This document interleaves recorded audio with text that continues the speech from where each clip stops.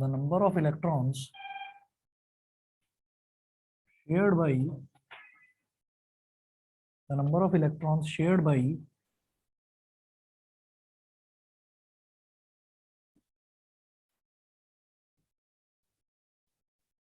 the number of electrons shared by one atom of an element to achieve the one atom of an element to achieve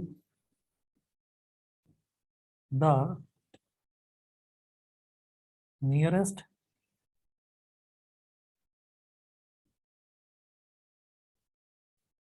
inert gas to achieve the nearest inert gas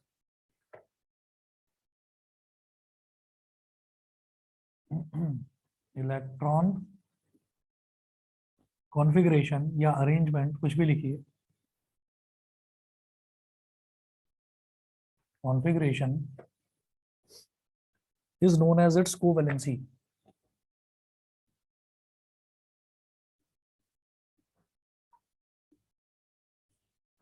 is known as its covalency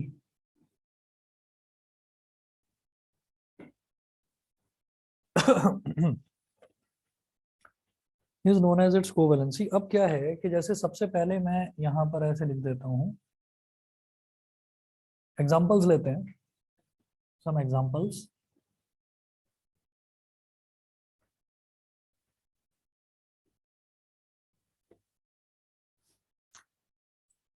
covalency of hydrogen,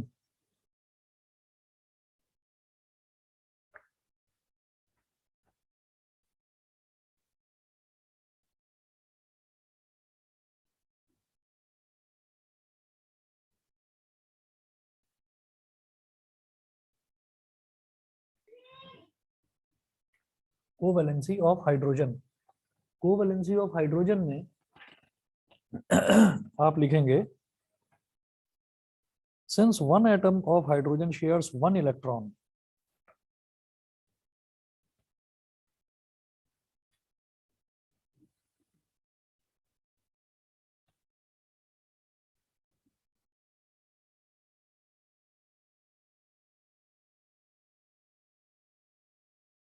since one atom of hydrogen shares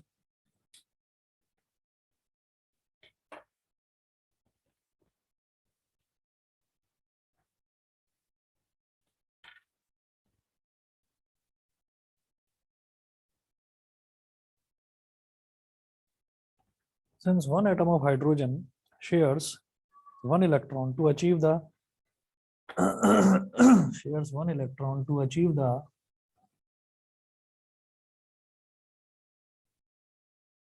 nearest inert gas electron configuration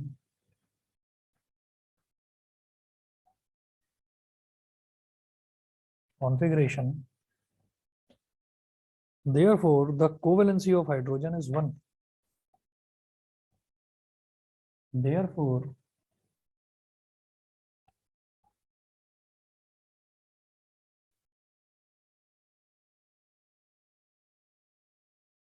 the covalency of hydrogen is 1, hydrogen की covalency 1 होती है। ठीक है, अब यहाँ पर हमें ये देखना है कि जैसे मान लीजिए हाइड्रोजन है, अब जैसे मान लो किसी के पास में हमने जैसे मान लीजिए सोडियम की हमने बात करी थी, तो सोडियम में ये था कि उसके पास एक इलेक्ट्रॉन जो है वो एक्स्ट्रा था, तो उसने आसानी से वो एक इलेक्ट्रॉन डोनेट कर दिया था।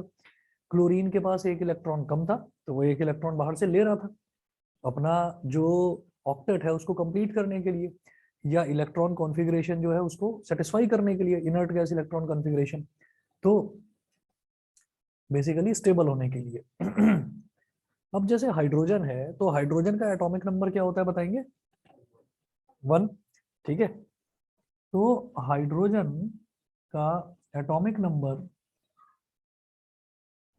ये होता है 1। तो इसका मतलब क्या है कि number of protons, number of electrons generally दोनों इसमें 1 ही होंगे। ठीक है, तो अगर मैं ये कहूं कि जब एक ही इलेक्ट्रॉन है तो इसमें पहली शेल बनेगी और पहली शेल में एक ही इलेक्ट्रॉन आएगा। अब क्या वो एक इलेक्ट्रॉन बाहर से लेगा? पॉसिबल नहीं है भाई, एक ही इलेक्ट्रॉन है उसकी शेल में, और एक इलेक्ट्रॉन क्या एक इलेक्ट्रॉन को खींच पाएगा? नहीं, एनर्जी कंसिडरेशन है, एनर्जी लिमिटेशन है। क्या बाहर वाला एक इलेक्ट्रॉन अंदर वाले एक इलेक्ट्रॉन को खींच लेगा? नहीं खींच पाएगा, ये भी नहीं हो पाएगा। रीजन क्या है कि भाई एक इलेक्ट्रॉन एक को नहीं खींच सकता, हाँ दो इलेक्ट्रॉन एक को खींच सकते हैं, वो ठीक है, वो चलेगा। तो यहां पर ऐसा हुआ कि जैसे हाइड्रोजन है, तो हाइड्रोजन के आउटर मोस्ट शेल में एक इलेक्ट्रॉन है, तो हमने ना ऐसे लिख दिया, इसको डॉट बना दिया एक। इसको लिखते हैं electron dot structure. Electron dot structure का मीनिंग, मतलब इलेक्ट्रॉन डॉट स्ट्रक्चर का सिग्निफिकेंस ये है कि जब भी कभी मेरे पास कोई भी एक एलिमेंट है, तो उस एलिमेंट का सिंबल तो मुझे पता होगा ना। जैसे हाइड्रोजन है, हाइड्रोजन का सिंबल H है, तो मुझे मालूम है कि उसका सिंबल H है। तो उसमें मैं ये जानता हूँ कि उसके आउटर मोस्ट शेल में कितने इलेक्ट्रॉन्स होंगे, तो उसके आउटर मोस्ट शेल में एक ही इलेक्ट्रॉन है। तो हमने क्या करा कि उसको एक डॉट बनाकर रिप्रेजेंट कर दिया। यहाँ पर एक डॉट बनाया, हाइड्रोजन के आगे मैंने एक डॉट लगा दिया, तो इसका मतलब क्या है, हाइड्रोजन के आउटर मोस्ट शेल में एक इलेक्ट्रॉन है। समझ गए? अब ये मुझे पता है कि भाई एक ही इलेक्ट्रॉन है, ना तो ये डोनेट कर पाएगा ना ये ले पाएगा, तो ये शेयर करता है किसके साथ, ये दूसरे हाइड्रोजन को बुला लेता है कि भाई आजा। तो दूसरा हाइड्रोजन इसने बुला लिया, इसके पास भी एक ही इलेक्ट्रॉन है, ये एक इलेक्ट्रॉन है, ठीक है। दोनों जब कंबाइन होंगे तो क्या बन जाएगा, H। और इन दोनों ने क्या करा, शेयरिंग का मतलब क्या है शेयरिंग का मतलब ये है कि कुछ चीजें उसके पास हैं, कुछ चीजें इसके पास हैं। तो फिर क्या होता है, शेयरिंग किस तरह से होती है कि घर में दो बहनें हैं, उनके पास कुछ सामान है, उन्होंने कहा कि नहीं भाई तू मेरे को दे दे, तू मेरे को दे दे, इस बात पर उन पर झगड़ा हो गया।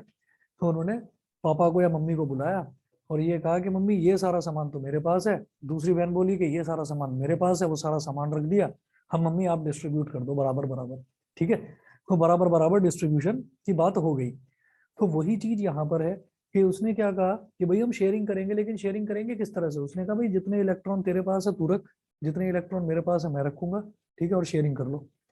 तो इन्होंने शेयरिंग करी है कैसे, इसने अपना इलेक्ट्रॉन रख दिया बीच में और इसने भी अपना इलेक्ट्रॉन रख दिया बीच में, तो ये अब दो इलेक्ट्रॉन्स हो गए। ये जो दो इलेक्ट्रॉन्स हैं, ये जो दो इलेक्ट्रॉन्स हैं, अब इनकी शेयरिंग हो रही है। शेयरिंग का मतलब क्या है, ये दो इलेक्ट्रॉन इस हाइड्रोजन के भी हैं और ये दो इलेक्ट्रॉन इस हाइड्रोजन के भी हैं, और झगड़ा खत्म, ठीक है। भाइयों की तरह बहनों की तरह रहो कायदे से, ठीक, झगड़ा खत्म। ये जो दो इलेक्ट्रॉन्स हैं, ये इसके भी हैं और इससे इसको कोई प्रॉब्लम नहीं, और ये दो इलेक्ट्रॉन्स इसके भी हैं, इससे इसको कोई प्रॉब्लम नहीं।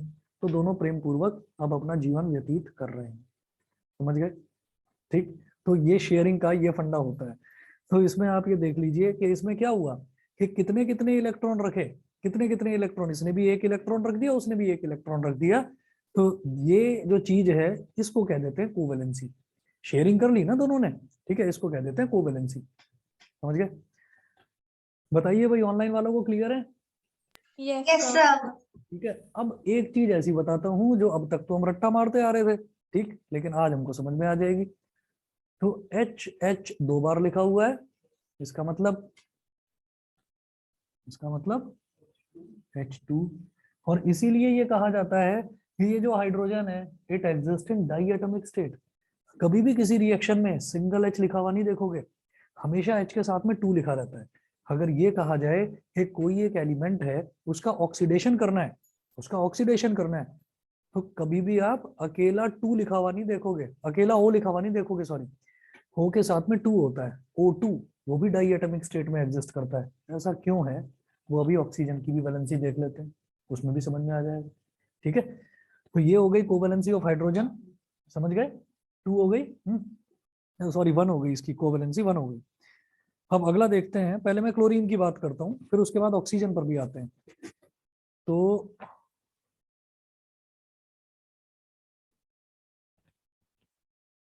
यहां लिखे हैं covalency of chlorine.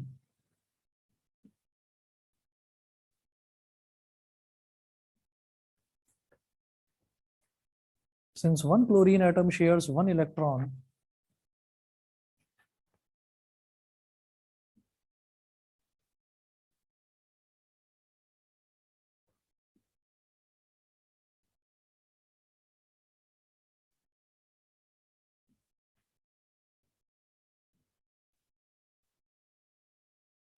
shares one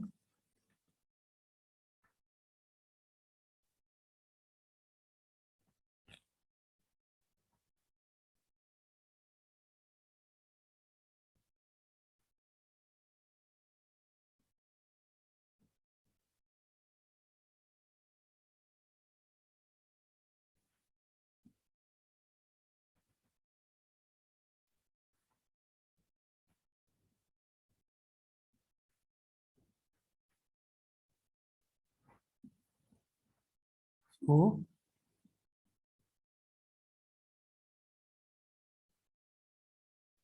its covalency is 1। तो इसकी कोवेलेंसी 1 हो गई। फिर वही काम करते हैं भाई, क्लोरीन का जरा बताना एटॉमिक नंबर 17। बहुत बढ़िया। तो 17 है। जैसे यहाँ हाइड्रोजन का तो 1 था, तो हाइड्रोजन में तो मैं इलेक्ट्रॉनिक कॉन्फ़िगरेशन कर ही नहीं पाया।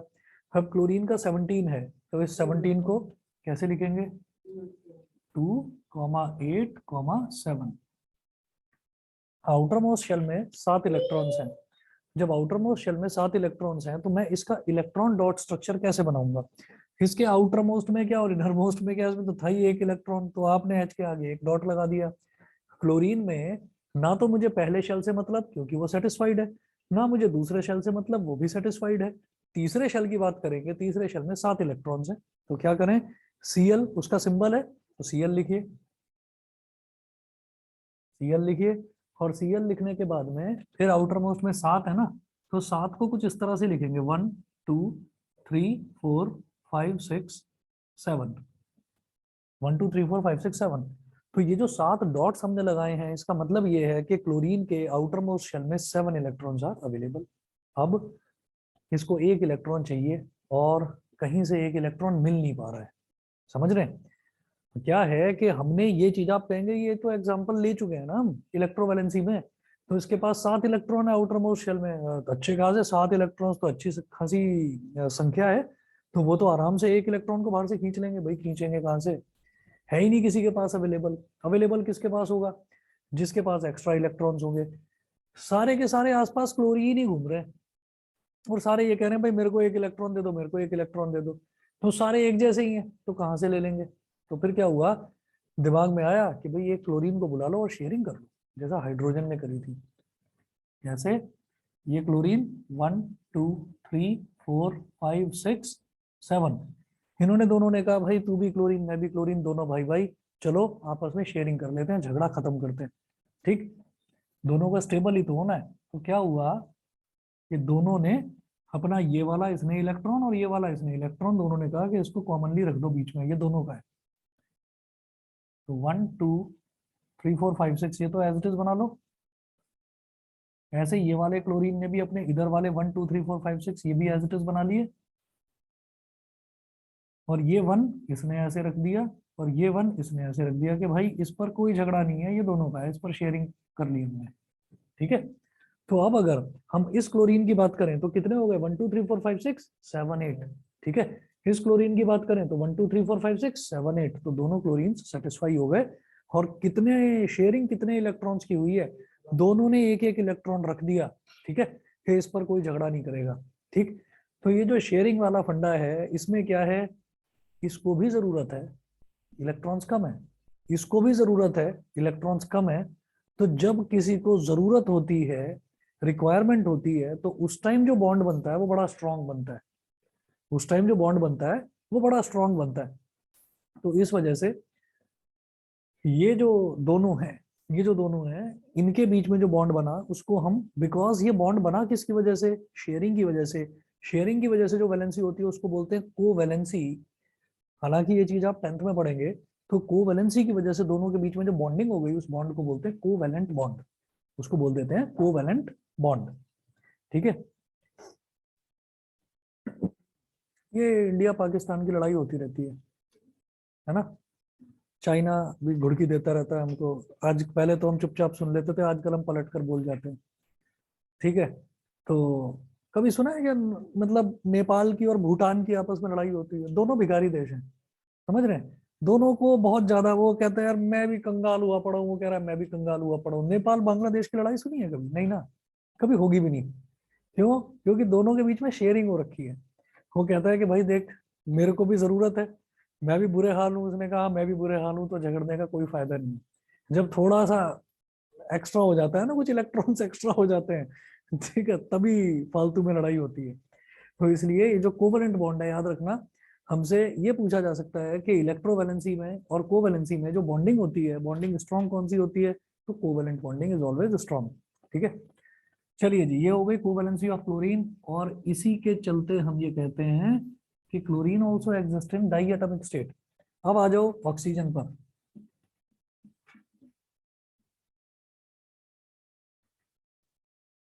Covalency of oxygen. अब since one oxygen atom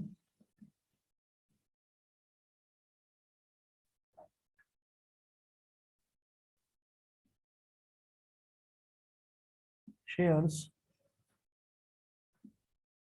two electrons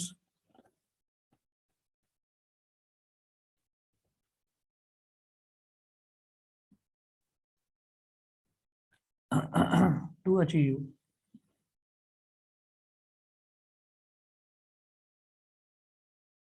the nearest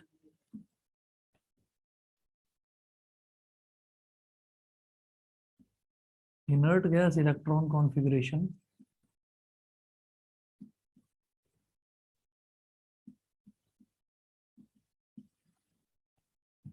so its covalency is 2। कैसे होगा? ऑक्सीजन का बताइए एटॉमिक नंबर 8, 2,6। नॉर्मल केस में अगर कहीं पर कोई एक ऐसा एलिमेंट घूम रहा है जिसके पास में 2 इलेक्ट्रॉन एक्स्ट्रा हैं, तो ये 2 इलेक्ट्रॉन एक्स्ट्रा, 2 इलेक्ट्रॉन ये आराम से ले लेगा। ठीक है, ऐसा होता है। लेकिन क्या है कि अगर मान लीजिए सारे ऐसे ही घूम रहे हैं जिनके पास इलेक्ट्रॉन्स की कमी है, किसी के पास एक्स्ट्रा इलेक्ट्रॉन्स नहीं है, तो इसको इलेक्ट्रॉन्स, 2 इलेक्ट्रॉन्स मिलेंगे कैसे? आउटर मोस्ट शेल में इसको 8 चाहिए ना, तो वो मिलेंगे कैसे, किस तरह से? तो देखिएगा फिर से शेयरिंग एक और रास्ता बनेगा। ऑक्सीजन ये आउटर मोस्ट में 6 है, तो ये जो आउटर मोस्ट में 6 है ना, इनको इस तरह से लिख देंगे 1 1 2 3 4 5 6, ऐसे लिख दिया। ठीक है, ऐसे ही दूसरा एक ऑक्सीजन एटम ले आए, 1 2 3 4 5 6। ये कह रहा है छोड़ भाई, तू क्या करेगा, 2 इलेक्ट्रॉन मेरे को दे दे, मैं सेट हो जाऊंगा। ठीक है, वो कहेगा तू, तेरे को क्या करना, तू मेरे को 2 इलेक्ट्रॉन दे दे, मैं सेटिस्फाई। ठीक है, तो वो कह रहे हैं कि नहीं भाई, झगड़ा बंद करते हैं, दोनों को रिक्वायरमेंट है। तो नेपाल और बांग्लादेश की तरह झगड़ेंगे नहीं आपस में। 1 2 3 4, 1 2 3 4, ये जो 2 इलेक्ट्रॉन है वो इसने रख दिए यहाँ बीच में, और ये जो 2 इलेक्ट्रॉन है वो इसने रख दिए बीच में, तो ये जो 4 इलेक्ट्रॉन्स हैं, ठीक है, लाइन ऑफ कंट्रोल है, यहाँ पर झगड़ा होना ही नहीं है। यहाँ पर इन्होंने 2 इलेक्ट्रॉन इसने रख दिए, 2 इलेक्ट्रॉन इसने रख दिए, तो कोवैलेंसी कितनी हो गई? 2 हो गई। ठीक है, देख लो भाई, इसके कितने, इस ऑक्सीजन के 1 2 3 4, और ये चारों भी इसके हैं, तो 1 2 3 4, 4 ये और 4 ये, 8, सेटिस्फाई। फिर इस ऑक्सीजन को देखो तो 1 2 3 4, 4 ये और 4 ये, सेटिस्फाई। तो दोनों सेटिस्फाई हो गए। और इसी वजह से हम कहते हैं कि ऑक्सीजन भी कभी भी अकेला ओ लिखा हुआ नहीं दिखाई देगा किसी भी रिएक्शन में। अगर ये कह दिया जाए ना भाई कार्बन का ऑक्सीडेशन कैसे होता है, कार्बन की बर्निंग कैसे होती है, तो हम कहते हैं C+O2। ओ नहीं बोलेंगे कभी भी, O2। और उसके लिए ये सिखा दिया जाता है कि because it exist in diatomic state. तो वो क्यों आता है ना दिमाग में कि भाई डाई एटॉमिक स्टेट में एग्जिस्ट करता है, क्यों करता है? वो इस वजह से करता है। ठीक है, क्योंकि वो स्टेबली हमको ऐसे ही मिलता है, वो स्टेबल होता है जब 2 ऑक्सीजन कंबाइन कर जाते हैं। ठीक है, तो ये क्या बन गया? O2। तो इसकी कोवैलेंसी 2, क्लोरीन की कोवैलेंसी 1, हाइड्रोजन की कोवैलेंसी 1। अब इसके बाद आते हैं हम कार्बन पर। कार्बन में देखिएगा, सिंस 1 कार्बन एटम, डी लिखेंगे,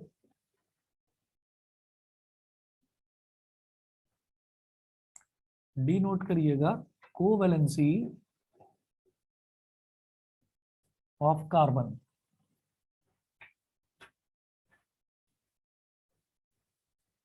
कोवैलेंसी ऑफ कार्बन। ऑनलाइन वाले बच्चे बताएं, समझ रहे हैं? यश, टिया, सुमिल, लक्ष्य, Yes, sir. अन्या, Yes, क्लियर है sir. सभी को? Yes sir. ठीक है, ठीक है, ठीक है। चलिए जी, अगला देखते हैं, कोवैलेंसी ऑफ कार्बन। इसमें लिखें, since one carbon atom shares it's 4 electrons,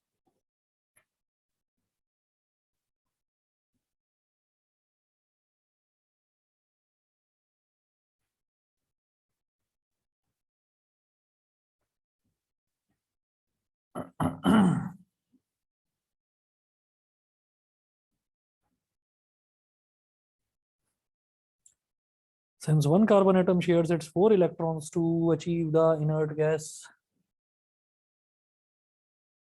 to achieve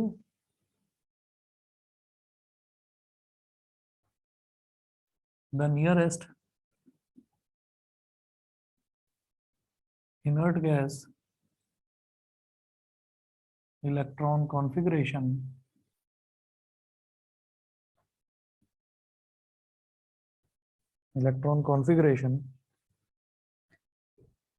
therefore the covalency of carbon is 4, comma,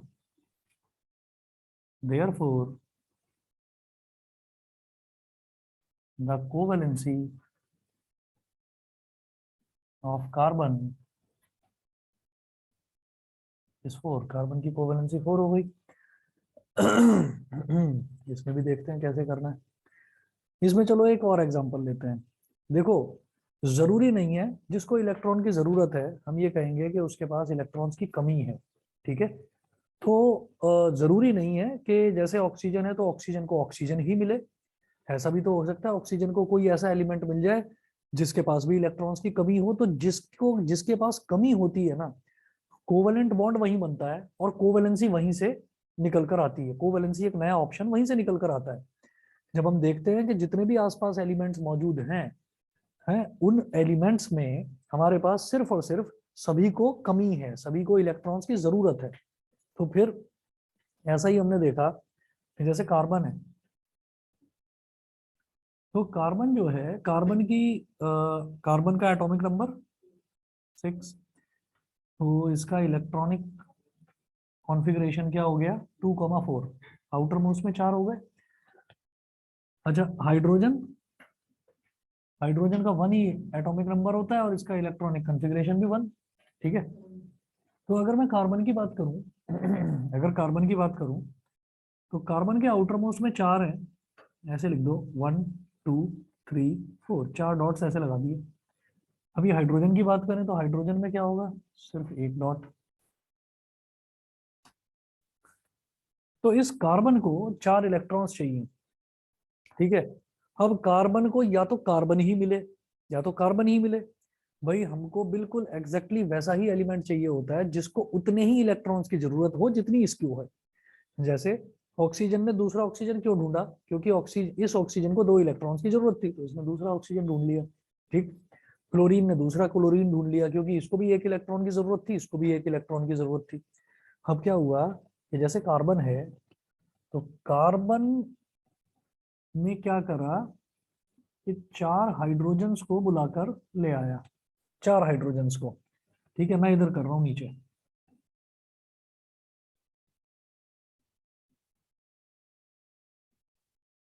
अब ये करने से क्या हुआ, इधर कार्बन है, कार्बन का ऊपर की तरफ देखें तो 1 इलेक्ट्रॉन है, ये जो 4 हाइड्रोजन थे इसमें से 1 हाइड्रोजन आ गया ऊपर कि लो जी भाई साहब, मैंने अपना 1 इलेक्ट्रॉन यहाँ रखा तो कार्बन ने कहा कि ये इलेक्ट्रॉन तेरा और तेरा इलेक्ट्रॉन मेरा, इन पर कोई झगड़ेगा नहीं। तो यहाँ पर 1 इलेक्ट्रॉन की शेयरिंग इधर हो गई, ठीक है?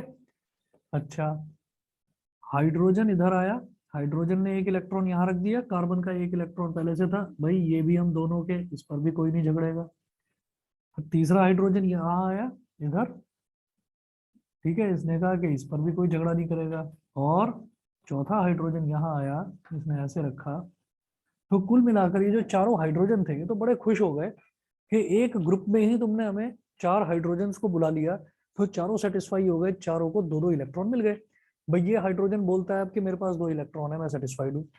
ये हाइड्रोजन बोलता है मेरे पास भी दो हैं, ये भी, तो चारों हाइड्रोजन सेटिस्फाइड हो गए।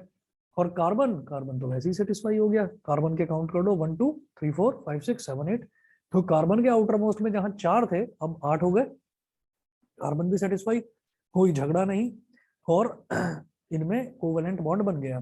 ठीक है, अब यहां से जब हम अलग अलग कोई एलिमेंट्स लेते हैं तो उस अलग अलग एलिमेंट्स में हम ये देखते हैं कि किसने कितने इलेक्ट्रॉन अपने शेयर करे। तो अगर मैं सिर्फ हाइड्रोजन की बात करूं तो हाइड्रोजन ने एक ही तो इलेक्ट्रॉन शेयर करा, चाहे ये हाइड्रोजन हो इसने भी एक, ये हाइड्रोजन हो इसने भी एक, ये हाइड्रोजन हो इसने भी एक, तो सभी हाइड्रोजन ने एक एक इलेक्ट्रॉन ही तो अपना शेयर करा। तो जब एक एक इलेक्ट्रॉन शेयर करा तो हाइड्रोजन की कोवेलेंसी 1। लेकिन कार्बन ने कितने शेयर करे? कार्बन ने 4 इलेक्ट्रॉन शेयर करे। तो अकेला कार्बन है जिसने 4 इलेक्ट्रॉन शेयर करे। तो जब 4 इलेक्ट्रॉन शेयर करे तो कार्बन की कोवेलेंसी कितनी हो गई? 4 हो गई। तो जो एलिमेंट जितने इलेक्ट्रॉन शेयर करता है उसकी कोवेलेंसी उतनी ही हो जाती है। आप ये कहेंगे कि सब में तो हमने ऐसे ऐसे एग्जांपल्स लिए, इसमें इसमें भी हम कार्बन का एग्जांपल ले सकते थे। हम ये कहते कि एक कार्बन है तो 1 2 3 4 चार आउटर मोस्ट शेल में 4 हैं इलेक्ट्रॉन्स, और दूसरा कार्बन ले आओ 1 2 3 4। ठीक, दोनों को अगर ज्वाइन करा तो 1 2 3 4 5 6 7 8 दोनों कार्बन सेटिस्फाई हो जाएंगे, तो C2 बन जाएगा। वो भी कोई दिक्कत नहीं है, वो भी बिल्कुल ठीक है। और कार्बन की एक स्पेशल प्रॉपर्टी होती है कि आप सोचो कि कार्बन डाइएटॉमिक स्टेट में एग्जिस्ट करेगा, C2 होगा, ऐसा कुछ नहीं है।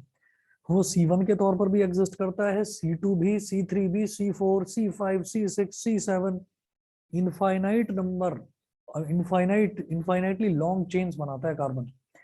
ये कार्बन की स्पेशल प्रॉपर्टी है, और इसी वजह से कार्बन को बिल्कुल सेपरेटली पढ़ा जाता है, सारे एलिमेंट्स एक तरफ और अकेला कार्बन एक तरफ। आपने शायद सुना होगा, आपका कोई बड़ा भाई बहन कोई हो जो सीनियर हो, 11th में हो, 12th में हो, आपने बड़ा सुना होगा यार ये ऑर्गेनिक केमिस्ट्री ने ना दिमाग खराब कर रखा है। सुना है ऑर्गेनिक केमिस्ट्री? किसी ने तो सुना होगा। चलो तुमने सुना है, तुमने सुना है, तुमने सुना है। ये ऑर्गेनिक केमिस्ट्री में क्या है, कार्बन ही कार्बन है।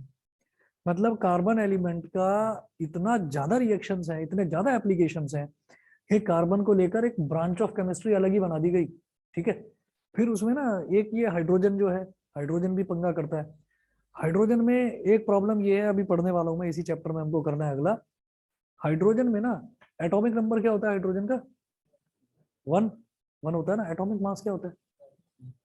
एटॉमिक मास 1 होता है, 1 ही होता है ना। ठीक है, चलिए, एक बच्चा कॉन्फिडेंटली बोल रहा है, उसको याद है हाइड्रोजन का एटॉमिक नंबर भी 1 है, एटॉमिक मास भी 1 है। यार इसका मतलब क्या हुआ? एटॉमिक नंबर क्या होता है जरा बताओ। सोचना, नंबर ऑफ प्रोटॉन्स। तो अगर मैं हाइड्रोजन की बात करूं तो हाइड्रोजन का क्योंकि एटॉमिक नंबर 1 है तो बेटा नंबर ऑफ प्रोटॉन्स कितने हो गए? 1 हो गए। ठीक है, एटॉमिक मास भी 1 है। एटॉमिक मास क्या होता है? Number of protons, number of protons plus number of neutrons. बताओ भाई याद है कि नहीं? ये भी 1। एटॉमिक नंबर 1 है, इससे तो हम पीछे नहीं हट सकते। अब एटॉमिक नंबर 1 है तो इसका मतलब नंबर ऑफ प्रोटॉन्स 1 है। तो भैया ये नंबर ऑफ प्रोटॉन्स तो 1 हो गए, और एटॉमिक मास भी 1 है, ये भी गलत नहीं है। इसका मतलब न्यूट्रॉन्स है ही नहीं इसमें। इसका मतलब इसमें न्यूट्रॉन्स है ही नहीं, नंबर ऑफ न्यूट्रॉन्स इसमें 0 है। तभी तो 1 + 0 = 1 हो जाएगा। समझ रहे हैं? ठीक, तो ये एक अकेले भाई साहब ऐसे हैं, इनके अंदर न्यूट्रॉन्स ही नहीं है, बस प्रोटॉन लिए बैठे हैं। अब भाई तेरे पास एक ही प्रोटॉन है तो तू न्यूक्लियस के अंदर क्या कर रहा है? बाहर निकल जा। भाई वहां पर तो ये था ना कि ग्रुप ऑफ प्रोटॉन्स हैं, ग्रुप ऑफ न्यूट्रॉन्स हैं, तो इतने सारे हैं वो जम्बल्ड अप ना हो जाए, तो उनको एक साथ इकट्ठा करके एक जगह न्यूक्लियस के अंदर सारे इकट्ठे हो गए। एक प्रोटॉन लेकर बैठा है, उसके लिए पूरा न्यूक्लियस की जगह घेर रखी है, और है साइज तुम्हारा इतना सा, हो तुम कुछ नहीं। ठीक है, बनोगे पता नहीं क्या। ठीक, तो वो है इनका भाई साहब का हिसाब हाइड्रोजन का। और इनका अजीब ही बिहेवियर है, अजीब ही बिहेवियर है। कभी तो ये इलेक्ट्रॉन डोनेट करने लगते हैं कि कोई बात नहीं, एक ही तो शेल है, एक ही इलेक्ट्रॉन है, दे देते हैं। कभी तो ये इतने महान हो जाते हैं। कभी ये कहते हैं कि नहीं नहीं नहीं, मेरा एक शेल तो है, तो एक वो तो कंप्लीट हो जाने दो। कभी ये मांगने लगते हैं, और कभी इतने समझदार हो जाते हैं कि नहीं भाई मैं तो शेयरिंग करूंगा, हाइड्रोजन के साथ शेयरिंग, कार्बन के साथ शेयरिंग, शेयरिंग चल रही है कभी इनकी। तो ये भाई साहब कभी डोनेट करते हैं, कभी इलेक्ट्रॉन मांगते हैं, और कभी शेयरिंग करते हैं। तो हाइड्रोजन की एक विचित्र प्रॉब्लम है, इसीलिए हाइड्रोजन को दुनिया का कोई भी साइंटिस्ट आज तक समझ ही नहीं पाया। समझ रहे हैं? तो आप ये देखेंगे हाइड्रोजन की किसी भी बुक में कहीं पर प्रॉपर्टीज नहीं लिखी होंगी। कार्बन की प्रॉपर्टीज, ऑक्सीजन की प्रॉपर्टीज सब कुछ होगी, हाइड्रोजन की प्रॉपर्टीज नहीं होंगी। और नेक्स्ट ईयर आपको पीरियोडिक क्लासिफिकेशन ऑफ एलिमेंट्स करना है, तो उसमें उन्होंने ये कहा कि भैया ऐसा है, small is powerful, small is wonderful, small is big. तो इस फंडे को दिमाग में रखते हुए सारे साइंटिस्ट ने कोलेटरली एक चीज करी कि भैया इसको हाइड्रोजन को ना चुपचाप सबसे पहले बिठा दो। तो पीरियोडिक टेबल शुरुआती हाइड्रोजन से होती है उसकी। ये जो भाई साहब हैं ये बड़े अजीब नेचर के हैं, तो सबसे पहले इनके आगे मत्था टेको फिर आगे चलो। तो उनको सबसे पहले ऊपर बिठा दिया हाइड्रोजन को। और कार्बन तो है ही महान। कार्बन की सबसे खास प्रॉपर्टी ये है कि वो इतनी लंबी चेन बनाता है, इतनी लंबी चेन बनाता है। उस प्रॉपर्टी को कहते हैं self linking property of carbon, जिसको कैटनेशन कहा जाता है, टेक्निकली कैटनेशन बोलते हैं। और अगर ये कैटनेशन नाम की प्रॉपर्टी ना होती ना, तो पॉलीथिन नहीं बन पाती। समझ रहे हैं? पॉलीथिन नहीं बन पाती। कार्बन के ही एक मॉलिक्यूल दूसरा तीसरा चौथा पांचवा छठा मिलते मिलते मिलते मिलते पॉलीथिन जो है, पॉलीथिन की कोई लिमिट नहीं है, आप कितनी लंबी बना सकते हैं इसकी कोई लिमिट नहीं है। ठीक है? और अच्छी खासी फोर्स, अच्छी खासी ताकत लगानी पड़ेगी, तब जाकर वो फटेगी या कटेगी। ठीक है? उसको तोड़ा भी नहीं जा सकता। ठीक भाई, अगर वुड है, आपको वुड बनाना है, तो वुड को आप एक लिमिट तक, भाई एक लिमिट ही तो है किसी पेड़ की कि इतनी लंबी है वुड, तो उसको हमने वहां से काट दिया। और अगर हम टिम्बर प्लाईवुड भी बनाते हैं, तो प्लाईवुड में क्या करा जाता है कि वुड के अलग अलग पीसेस जोड़कर और बड़ी से बड़ी वुड बनाई जाती है। ठीक है? बड़ी से बड़ी प्लाईवुड बनाई जाती है। तो उसमें भी आप अगर लंबे से लंबा बनाओगे, बीच में से थोड़ा बहुत उसके अंदर झोलझाल आ जाएगा, क्रैक पड़ जाएगा, टूट जाएगी। आयरन का भी लंबे से लंबा पीस आप बहुत लंबा बना दोगे तब भी वो भी टूट जाएगा। लेकिन एक ये पॉलिथीन ही है जो यहां से लेकर, कश्मीर से लेकर और कन्याकुमारी तक, आप समंदर के नीचे से भी ऑप्टिकल फाइबर निकालेंगे और निकली हुई हैं। ये सारी ऑप्टिकल फाइबर क्या है? ये कार्बन की प्लास्टिक से ही तो बनी हुई है। ये जो हमारा इंटरनेट है, इंटरनेट कनेक्टिविटी, ऑप्टिकल फाइबर सुना होगा। ठीक है? तो ये वही तो चीज है सारी की सारी। तो इसलिए कार्बन और हाइड्रोजन, इन दोनों को ये कहा जाता है कि अगर इनका कॉम्बिनेशन बन जाए तो न जाने क्या कर जाए सब। मतलब अलग अलग तरीके की चीजें, फॉर एग्जाम्पल पेट्रोल, डीजल, ये सब कार्बन और हाइड्रोजन का ही कॉम्बिनेशन है, हाइड्रोकार्बन्स बोल देते हैं इनको। ठीक है? और बहुत सारी चीजें हैं, परफ्यूम्स, ठीक, ये, और वो जो गानों में आता है क्या, हाइड्रोफ्लोरोकार्बन्स। वो तुमने ना वो कुछ और सुना होगा, मैं बता रहा हूँ क्या सुना होगा तुमने। क्लोरो क्लोरोफ्लोरोकार्बन सुना होगा। ठीक है? वो अलग चीज है। तो इनको तो खैर एस्टर बोला जाता है, एस्टर, ESTER। और ये भी कार्बन और हाइड्रोजन से ही बनते हैं। परफ्यूम्स, अलग अलग तरीके की खुशबू हैं। और वो जो आता है ना, वो सानू दारू चढ़ गई हुए, वो जो गाने चलते हैं, वो भी सब यही है, कार्बन और हाइड्रोजन। ठीक, वही आजकल दारू के ही तो गाने आते हैं सब। नहीं, अरे सब गानों में दारू ही तो होती है, और होता क्या है? हर चीज में बस दारू पियो और झूमो नाचो, पी के टल्ली, 4 पैग और पता नहीं कौन सा 4 बोतल, हाँ वोडका। हम्म, वही चल रहे हैं ना आजकल, वो बादशाह, हनी सिंह।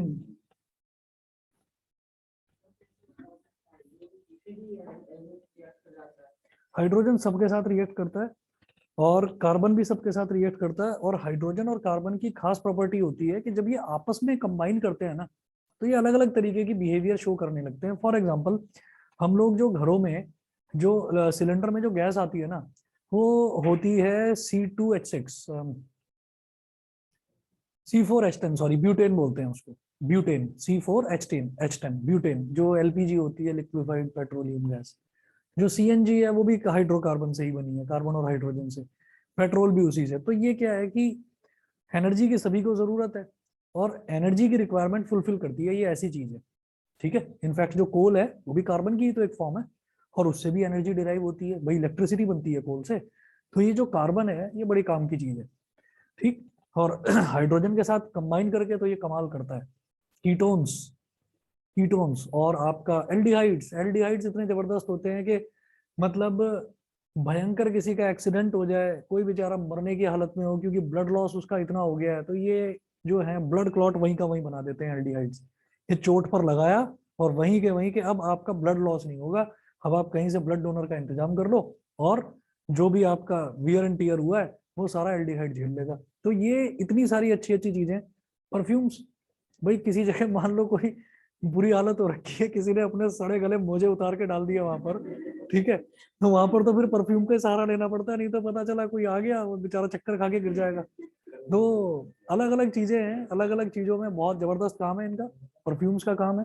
ठीक है, अल्कोहल का हम मजाक तो बना रहे हैं, लेकिन कई जगह उसका भी बहुत इंपॉर्टेंट यूजेज है।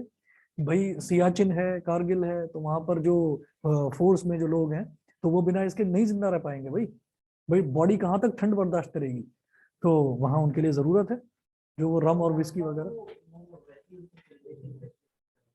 अभी वो इतना ज्यादा डिटेल में मेरे को मालूम नहीं। ठीक है, तो ये चीज है, इसके तो बहुत ही ज्यादा अलग अलग यूजेज हैं और ट्रैंक्विलाइजर की तरह काम करती है। ट्रैंक्विलाइजर ये है कि जैसे कोई जानवर पागल हो जाए, ठीक है, हाँ हाँ, जो जानवर पागल हो जाए, तो आप ये लोग, मैं मजाक नहीं कर रहा हूँ, अभी आप पढ़ेंगे ना 12th में, बहुत अच्छे अच्छे चैप्टर्स हैं ऑर्गेनिक में। ये हाइड्रोकार्बन हो गया, और पता है कौन सा हुआ ये हाइड्रोकार्बन? CH4। CH4 मीथेन बोलते हैं उसको। हाँ जी, हाँ हाँ, ठीक है, तो ये आपका हो गया CH4। CH4 मीथेन होता है। मीथेन गैस डेंजरस होती है, मीथेन गैस को सूंघने से आदमी अंधा तक हो सकता है। ठीक है, तो ये सारे एप्लीकेशन, सारे यूजेज जब आप पढ़ेंगे ना 12th क्लास में, तो केमिस्ट्री अच्छी लगने लगेगी और ऑर्गेनिक केमिस्ट्री में इंटरेस्ट डेवलप होता है। ट्रैंक्विलाइजर एक ऐसी चीज होती है कि इनऑर्गेनिक केमिस्ट्री में कार्बन और हाइड्रोजन को छोड़कर सारे एलिमेंट्स वो सब इनऑर्गेनिक में आ गए, कार्बन और हाइड्रोजन। तो चलिए और एक और इंटरेस्टिंग चीज आपको बताता हूँ कि जैसे मान लीजिए किसी का बड़ा भयंकर एक्सीडेंट हो गया है, ठीक है, ब्लड लॉस तो रोक दिया गया। अब ब्लड लॉस रोक दिया गया, लेकिन दर्द को कैसे रोके? दर्द तो हो रहा है उसको इतना भयानक, तो कई बार ऐसा होता है कि इतना पेन हो रहा है, इतना पेन हो रहा है, और वो पेन कहाँ तक पहुंच रहा है? हमारे दिमाग तक पहुंच रहा है। वो पता चला कि उसने दिमाग के न्यूरॉन्स डैमेज करने शुरू कर दिए पेन ने, कि न्यूरॉन्स जो है वो दर्द को बर्दाश्त नहीं कर पा रहे, तो आदमी बेचारा दर्द में ही मर गया। कैसे मर गया? न्यूरॉन्स सारे डैमेज हो गए, ब्रेन ने काम करना बंद कर दिया। ब्रेन ने काम करना बंद कर दिया कि भाई सांस ही लेना भूल गई बॉडी। भाई जब ब्रेन ही काम नहीं कर रहा तो हम सांस लेना भूल गए। ठीक है, तो ऐसा ही होता है, ऐसा ही होता है। मैं थोड़ा सा उसमें मजाक का थोड़ा वो तड़का डाल रहा हूँ उसमें, तो आपको हंसी आ रही है, लेकिन सच में यही है। तो अब क्या होता है कि ऐसे में ना हाइड्रोकार्बन ही होता है ट्रैंक्विलाइजर।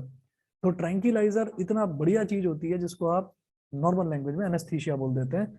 तो एनेस्थीसिया क्या काम करता है? एनेस्थीसिया उस चीज को, जो दर्द का जो एहसास है, उसको दिमाग तक पहुंचने से रोक देता है।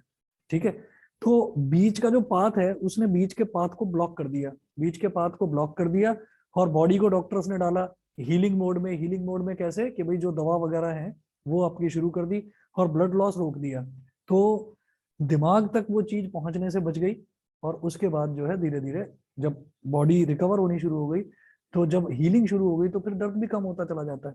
फिर उसके बाद धीरे धीरे जो ये आपका ट्रैंक्विलाइजर्स है, इनकी डोज को धीरे धीरे करके कम कर दिया जाता है। ठीक है ना? तो ये मतलब मेडिसिन फील्ड में इतनी जबरदस्त चीज है कार्बन और हाइड्रोजन, बिना इसके पॉसिबल नहीं है लाइफ। ठीक है, हर चीज में जरूरत पड़ती है इसकी। भाई कई बार ऐसा होता है ना, हमें, हम फिट हैं लेकिन बॉडी में कोई प्रॉब्लम हो गई तो हमको सर्जरी करानी पड़ रही है, तो बिना एनेस्थीसिया के कैसे होगी? है ना? कोई शक्तिमान है क्या कर दे भाई ऐसे ही? तो ऐसे तो नहीं होता। चलिए जी, तो अब इसके बाद में क्वेश्चन नोट करेंगे। क्वेश्चन नंबर 1 है, what valency will be shown by an element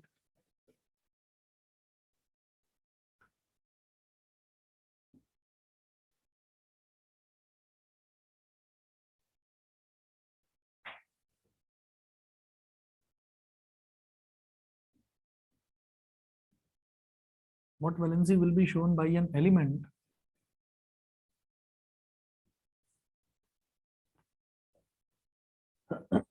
online वालों को आवाज तो आ रही है ना मेरी? Yes, Yes, sir. sir. ठीक है, चलिए जी, what valency will be shown by an element having atomic number 12?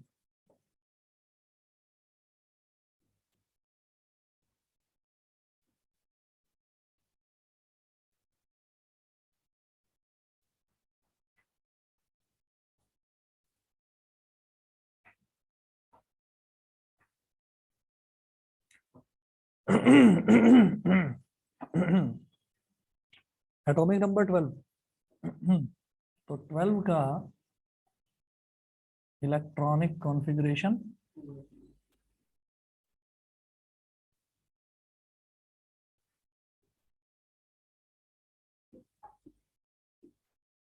तो इसने क्या कर देना है, 2 इलेक्ट्रॉन डोनेट कर देना, ठीक है।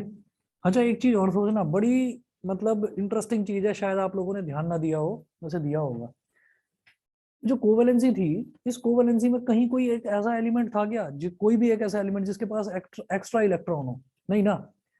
कोवेलेंसी हमेशा बनेगी ही तब जब इलेक्ट्रॉन्स की जरूरत हो, जब इलेक्ट्रॉन्स की आपको जरूरत हो तभी कोवेलेंसी एग्जिस्ट करेगी, नहीं तो कोवेलेंसी नहीं होगी। ठीक, ये चीज मैं अब क्यों बता रहा हूँ, क्योंकि यहाँ इसके पास 2 इलेक्ट्रॉन एक्स्ट्रा है, इसको जरूरत नहीं है, इसके पास 2 इलेक्ट्रॉन्स एक्स्ट्रा है, क्योंकि जरूरत तो इसको 6 इलेक्ट्रॉन्स की है। 6 इलेक्ट्रॉन्स कहाँ से खींच लेंगे, ये 2 इलेक्ट्रॉन नहीं खींच पाएंगे ना, तो इसके पास 2 इलेक्ट्रॉन्स एक्स्ट्रा है, तो ये उनको डोनेट करेगा। और जब डोनेट करते हैं तो इलेक्ट्रोवैलेंसी होती है, और क्या होती है, पॉजिटिव या नेगेटिव? पॉजिटिव, बिल्कुल सही। तो यहाँ पर इसकी वैलेंसी इज 2+, ठीक है। अगला क्वेश्चन नोट करें, question number 2। What valency will be shown by an element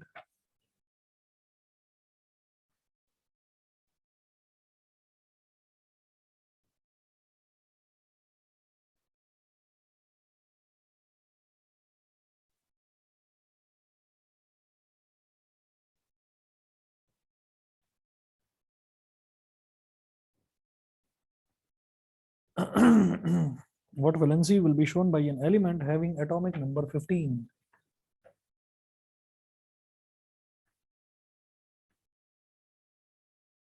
Having atomic number 15.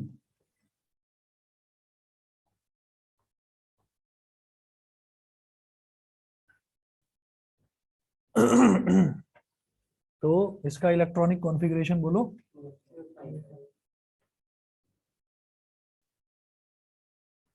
अभी आउटर मोस्ट शेल में 5 इलेक्ट्रॉन्स हैं, इसको जरूरत है 3 इलेक्ट्रॉन्स की, ठीक है। जब इसको 3 इलेक्ट्रॉन्स की जरूरत है, ऑब्वियस सी बात है 3 इलेक्ट्रॉन चुपचाप ले लेगा बाहर से। ऐसा तो कुछ बोला नहीं इन्होंने, ऐसा तो कुछ बोला नहीं ना कि इसको किसी के साथ कोवेलेंसी करनी है या कोवेलेंसी एक्सप्लेन करो इसकी, हम तो सीधा बोलेंगे 3-, ठीक है ना। तो वैलेंसी 3-, अगर उन्होंने बोला होता कि नहीं भाई शेयरिंग करके दिखाइए तो हम करके दिखाते, 3- हो गई।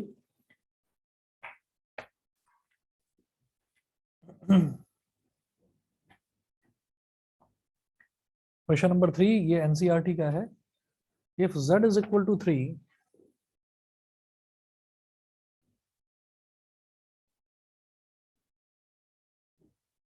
देखिए z का मतलब समझ जाना, z का मतलब होता है एटॉमिक नंबर, एटॉमिक नंबर, ठीक है। एटॉमिक मास ए होता है। तो if z is equal to 3, comma, what would be the valency of the element?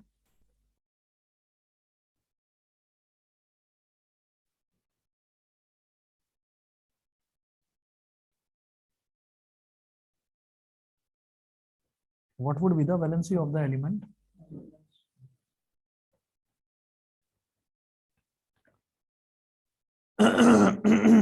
Question mark, name the element. सोच लो, चलो ठीक है।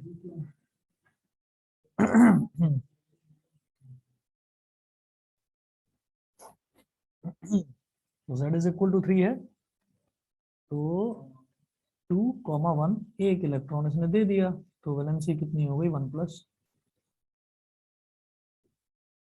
तो पहला तो होता है हाइड्रोजन, दूसरा होता है हीलियम, और तीसरा होता है लिथियम, ठीक है। तो इलेक्ट्रॉन जो हमारे एटॉमिक नंबर होते हैं, एटॉमिक नंबर के हिसाब से ही इनको अरेंज किया जाता है, ठीक है। तो ये हो गया हमारा, it will be lithium.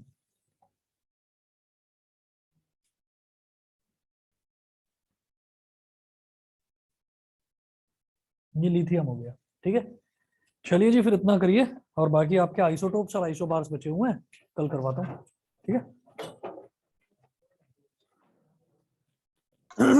Yes, sir. Okay. Thank you, sir. Okay